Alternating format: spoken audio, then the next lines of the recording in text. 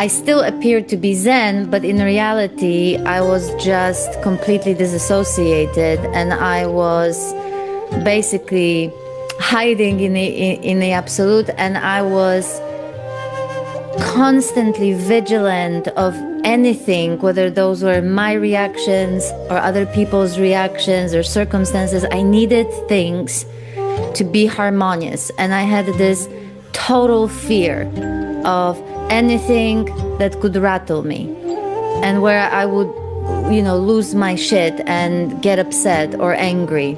So if anything, I not only don't see reactivity as something wrong that should not be happening, or a litmus test for awaken, whether someone is awakened or not, or something like that. I see an incredible gift in reactivity,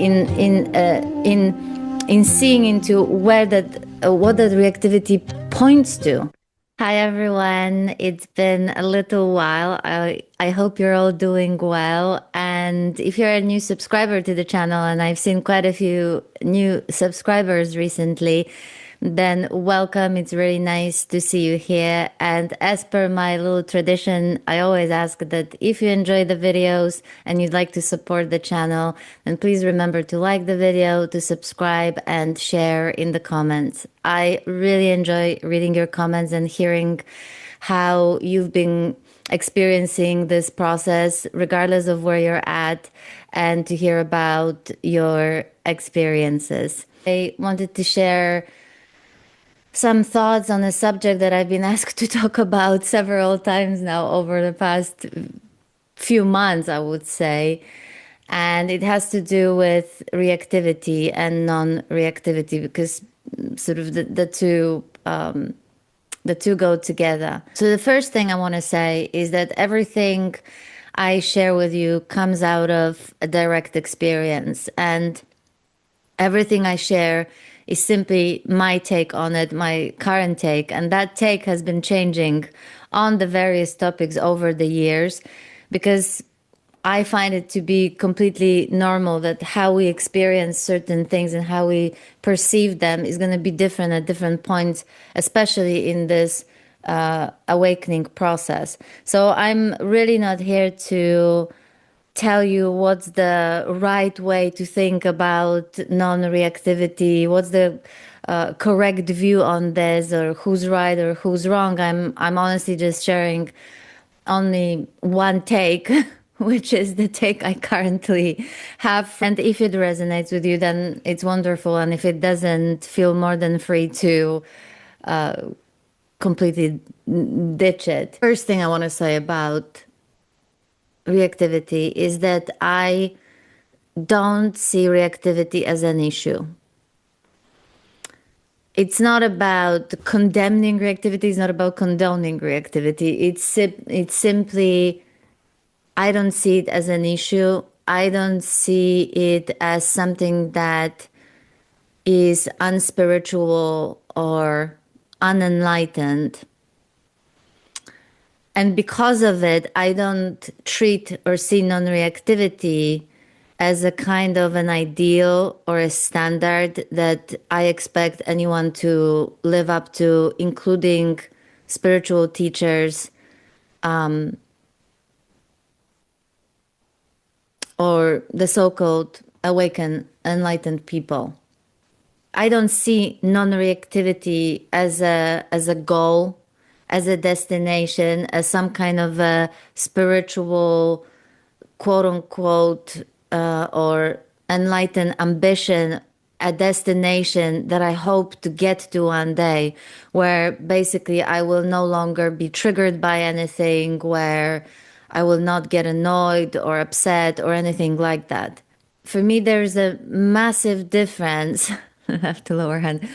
For me, there's a massive difference between non-reactivity, which is a natural byproduct of clear seeing into the actual reactivity, where that reactivity originates, where it comes from, and non-reactivity as a kind of ideal that a person tries to live up to. So the thing that really actually pains me, especially when I talk to people during one-on-one sessions, and especially people who come from a sort of some kind of a spiritual background, where quite literally that ideal leads to, like I said, suppression of perfectly human emotions. In fact, there are situations where someone describes to me a situation and then they tell me how they reacted, which, at least from where I'm looking, is completely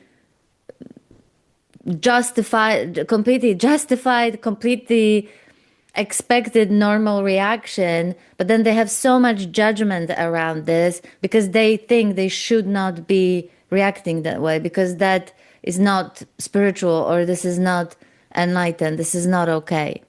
And so I am not even here to tell you, be reactive, don't be reactive, this is right, this is wrong, this is the correct reaction, this isn't correct reaction. I am way more interested in where this becomes a thing, this whole non-reactivity, and how it actually leads and keeps us at war with our experience as it is. As it is. And it keeps us in a constant state of rejection of this moment and this reaction, this experience that we're having as it is, and judging it according to what we think it should be, what is correct, what is enlightened, what is unenlightened. So we're really now entering a kind of territory of another kind of conditioning, another kind of conditioning, and a whole other ideal of the so-called awakened person that has to live up to that ideal.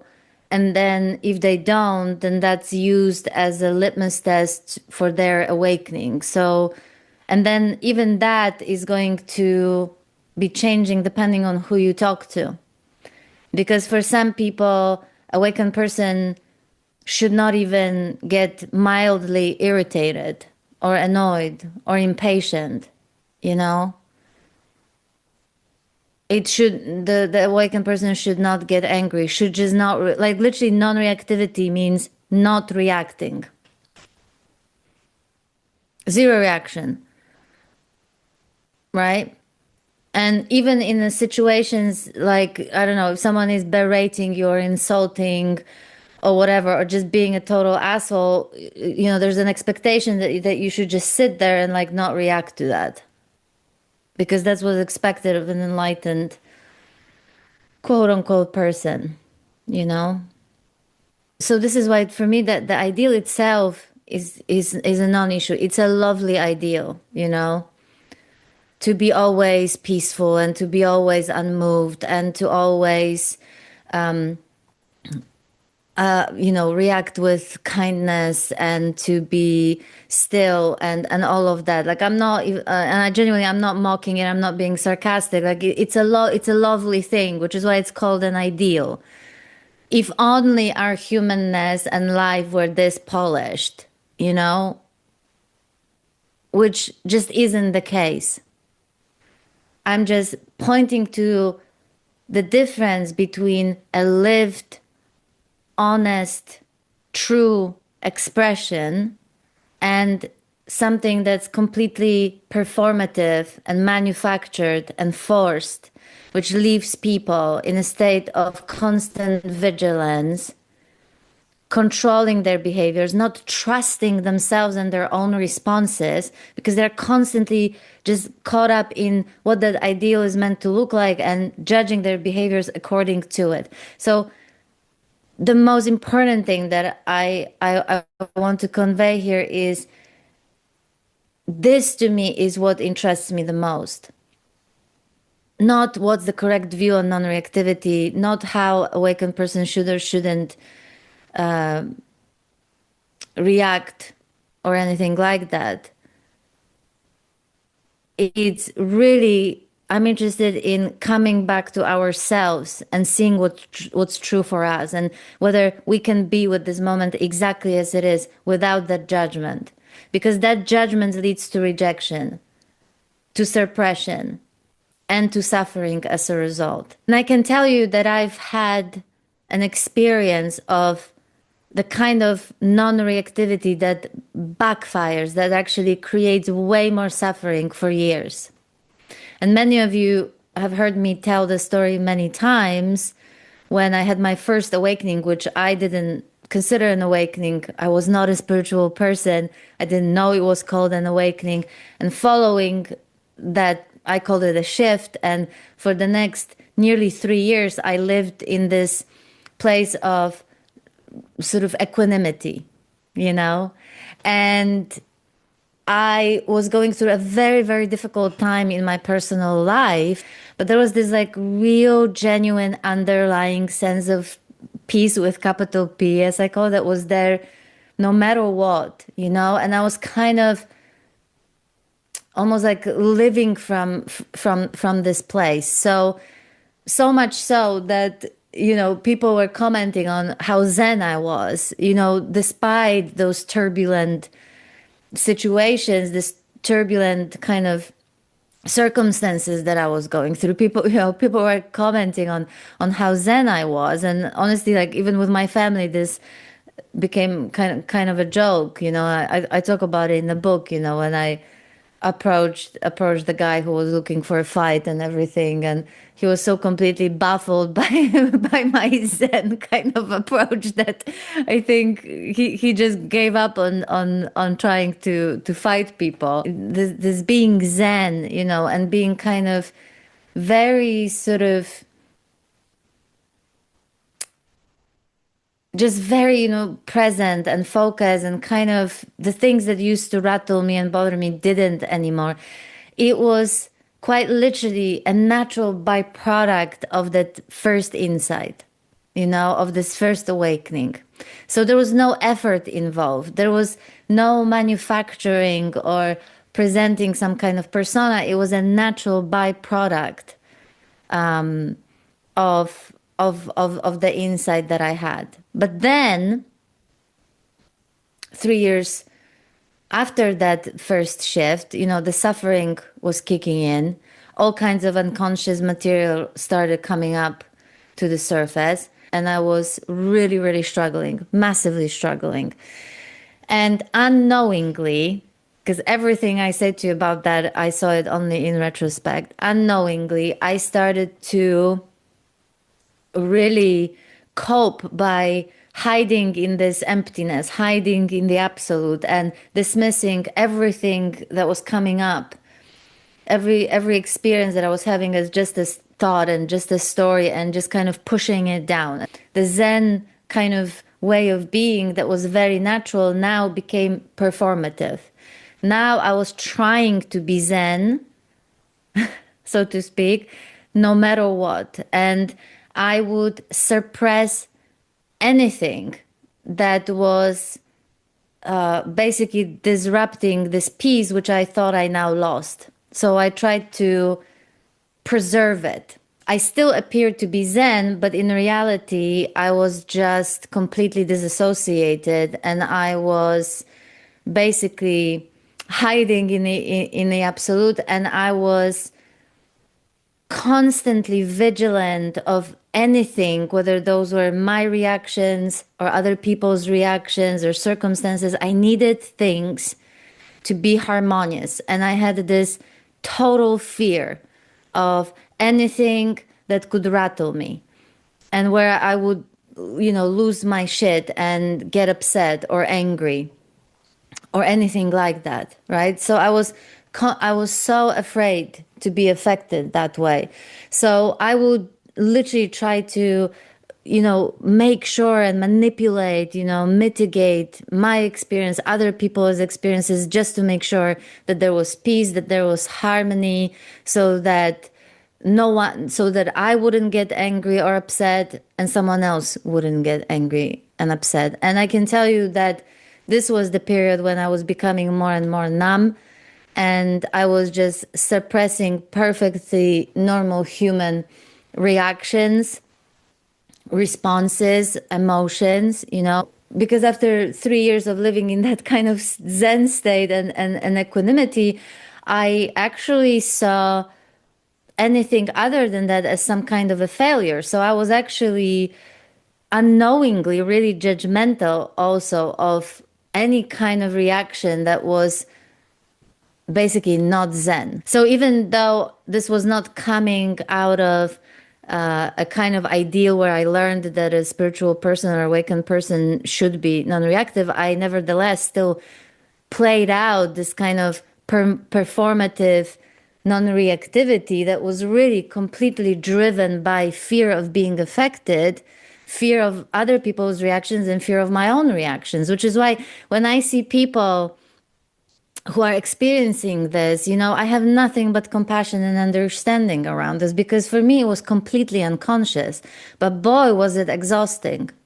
Was it exhausting to have to mitigate not just my own experience, but other people as well, really, which was kind of basically controlling, making sure that, they don't blow up, that they don't get angry. And so when I see people during one-on-one sessions, I see that going on. Only the difference is that it usually comes out from this idea that I should be that non-reactive person, that my reaction, being rattled, being irritated, being angry is wrong, that I'm a bad person, unspiritual, unenlightened because I have those reactions, you see? And it's that judgment and it's that constant state of suppression that is creating so much unnecessary suffering, which is why the opening of the heart, the emotional breakdown, the opening of the heart, the awakening of the heart that followed, and the awakening of the God was so massive, because all of the sudden, this unconditional love sort of emerged out of that experience that included the fullness of my humanness, where all of the sudden everything was included, including the bits that I judged as wrong, or the things that I wanted to push, the things that I felt ashamed of, the things that I judged, the things that I felt guilty of, and so on. And again, it had nothing to do with condemning or condoning or saying this is right, saying this is wrong. It was first time just seeing, acknowledging that this is the human condition, this is the humanness. And actually seeing how pushing all those things away that we consider to be unspiritual, unenlightened, is actually keeping us in that perpetual state of separation and suffering. But when all of this was finally allowed, when all parts of my humanness were finally allowed, the most shameful, the most abhorrent included, then for the first time I could actually look at this stuff. Then I could look at this stuff for the first time properly. Then I could sit with the shame. Then I could sit with the pain of that shame. And as I sat with the shame and as I sat with the guilt, basically just life was revealing to me where that shame originated. And this is why it was such a painful experience, because it was bringing up to the surface all kinds of unconscious beliefs and stories and memories that, perpetuated that shame. So for me, if anything, was actually, there was such a incredible opportunity in reactivity, because it was an invitation to basically see into the self structure, into how it operates, If there was a particular situation or person that was normally triggering me in some way, I didn't see it as wrong. I was just seeing it, wow, okay, this is massively triggering for me. I want to look at it. What's actually going on? But now, not as making that wrong, but like with curiosity and compassion. What is actually going on here? Why is this so triggering? Why is this person so triggering? Why is this situation so triggering? Right? And it would take, and it didn't actually require much effort. It was just taking me right into the core of where that trigger originated from. And once I saw, and usually, it would boil down to some kind of belief or some kind of fear that was unconscious. And once that was seen, then it was released. And the next time, the same situation or the same person would not be triggering anymore. But I wasn't trying to not be triggered. I wasn't trying to not react to that situation or person. It was a natural byproduct of seeing into what was causing that reactivity in the first place. So if anything, I not only don't see reactivity as something wrong that should not be happening or a litmus test for awaken, whether someone is awakened or not, or something like that. I see an incredible gift in reactivity, in seeing into where what that reactivity points to. That curiosity and compassion is all that's needed, and really it's the judging and the pushing away of all those, even when we see, oh, this is egoic, this is ego identified, that already is a rejection. But to me, if anything, ego is a rejection. Ego is resistance to acknowledging what is, because whatever it is, as soon as it's judged as unspiritual or unenlightened, is pushed away. It's precisely this judgment or the suppression that leads to behaviors that are extreme and harmful. In my limited knowledge about spirituality, spiritual teachers or figures, I've learned so much just through conversations with people who know a lot about these things, that the most revered enlightened teachers, even people like Buddha and Jesus were known to lose their shit or lose patience or get irritated or annoyed by things, and yet this whole ideal of spiritual perfection of some kind, persists, and it's really messing with people's heads. Because, like I said, if that ideal is a genuine natural byproduct of this journey, of this process, then wonderful, right? But if it's something manufactured, then we're just talking a new identity. We're not talking about an honest, fresh expression. Comes up when this topic comes up in my conversations with people, we spend no time wondering whether the teacher who appears to be non-reactive is really like that, or is he like that, or she is like that only during the satsang, but like behind the scenes there's something else. We don't spend time even thinking about it, because let me tell you, you just cannot know that. Well, I certainly can't know that with any degree of certainty. Okay, I don't know if someone is projecting or they are genuinely the way they are, because just because someone appears to be sort of unmoved and non-reactive, it doesn't mean that they're faking it. It doesn't mean that they are projecting a persona. They can absolutely genuinely be in a place in this journey where stuff just doesn't get them anymore, doesn't trigger them anymore. They simply are like that. Some people are like that, generally speaking, because they just don't have much baggage, and that's their personality, My point is, when I talk to people during sessions, it's not even it's not even a concern, because we know that we cannot know that with any degree of certainty. Just like you can only know me and perceive me the way you do based on whatever it is that you're thinking when you're watching this video, but you have no idea what I'm like behind the scenes,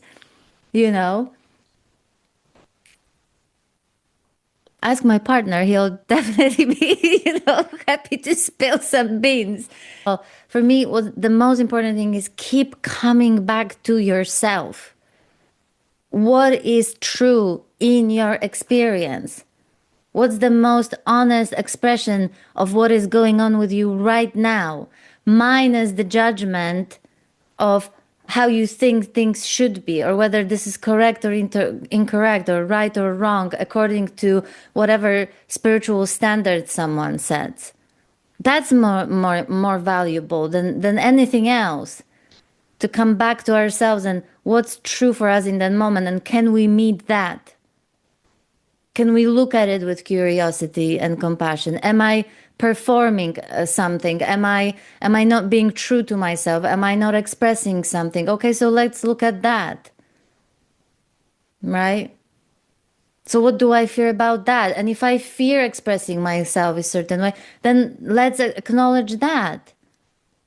There's no judgment around this. There's no, this whole idea that of an ideal that is an awakened person, is really, to me, just like I said, ideal and a kind of a identity. It has to do with some kind of identity. So for me, the subject of reactivity is way more interesting than non-reactivity as a kind of an ideal or a litmus test or a standard for, the so-called awakened person. To me, the reactivity is such an incredible source of information and insight into the separate self, into the mechanism of resistance, into how that self structure operates. And if through that inquiry and through that process we realize that, oh my God, I'm totally not being true to myself, I am performing, I am not being myself, I'm trying to live up to some kind of ideal, and it's like it makes me vigilant and controlling and judgmental, not just toward myself but other people, then how amazing to see that. So we can even meet that without judgment and see what that's about. And by meeting ourselves with that kind of honesty and seeing what's actually going on for us in that moment without that judgment, it feels like we move from living like this closed fist to like the open palm, and you can feel like you literally go from feeling like you've been suffocating to sort of you're able to finally breathe because you simply meet yourself and the moment with honesty, without that judgment. And when you meet the moment without the judgment, then, only then, you can really look at it with curiosity and compassion. And you get to the point where whether you're reactive or non-reactive, it just doesn't matter. It just doesn't matter. So in my own experience, it doesn't matter. I don't track how non-reactive I am now in comparison to how I was and how that fits into the ideal that I'm trying to reach. Just today, like I've been so hormonal since yesterday. There are things that like normally don't bother me that just have been annoying me this morning, including this chair that I'm sitting on all of a sudden because of how it tilts or all of a sudden it's uncomfortable and so on, right? I'm sure that if I spend some time thinking about this, I will find multiple examples of situations and people that used to massively trigger me that no longer do. But I'm not wearing this as a kind of a badge of some kind of enlightened honor and like that's the like look where I got to. Look, like it's some kind of a spiritual achievement of some sort that I no longer get triggered. I just don't look at it that way at all. And there comes a point where even looking at something the way I used to after the opening of the heart and awakening of the heart and the gut, even that goes because everything just is, as it is. And if something needs to be seen, it's kind of immediately seen, and everything just, it's like a natural fresh process.